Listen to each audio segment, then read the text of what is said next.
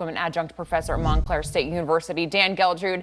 Dan, good morning. Okay, so the biggest upward shifts came from transportation, electricity, energy services, and food away from home. Dan, how does this reading fare for the president? I don't really think it does much at all one way or the other. Consumers see what's happening when they go to the store for whatever they buy.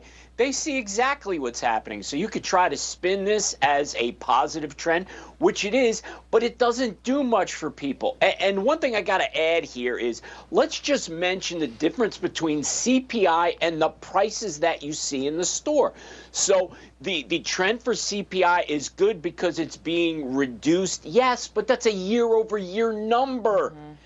Don't be fooled by that. Prices are still high. It's 3% increase year over year. We're not going back to where we were, Alex. My goodness, definitely not. I mean, the Biden administration can continue to gaslight the American people all they want. But Dan, like you said at the very beginning, we don't need surveys. We don't need data. We don't need numbers. We go to the store. We can see it with our own eyes that we are paying way more now than we were 4 years ago. Okay, so this breaking just this morning, AT&T announcing it suffered a massive cyber attack exposing the call and text logs of almost every single one of its users over a 6-month period back in 2022.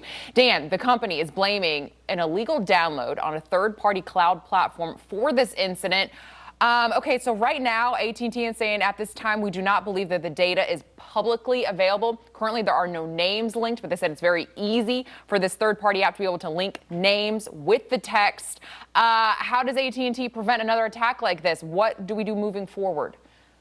Oh, well, this is really a tough one. Anytime we hear about data breaches, it's always concerning. Now, if we're being told the truth about what happened here, there is a little bit of good news in terms of the content of texts and calls were not exposed. But still, there are logs of who's communicating with who that are out there, and who knows what they can be used for. So certainly AT&T needs to step up its game, but it's really, really hard. We hear about data breaches going on virtually every day, Alex. All the time. And they even mentioned that anybody who used a landline, their call logs were also breached.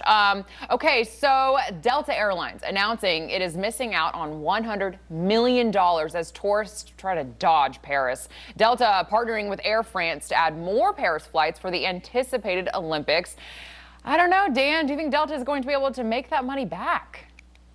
Well, not unless they're going to be able to increase traveling to other places. Look, Delta has the most service to Paris than any other U.S. airline. So they're going to feel the pain if people are avoiding Paris because of the Olympics. So the general feeling out there is if you don't have to be in Paris, do not go to Paris this year.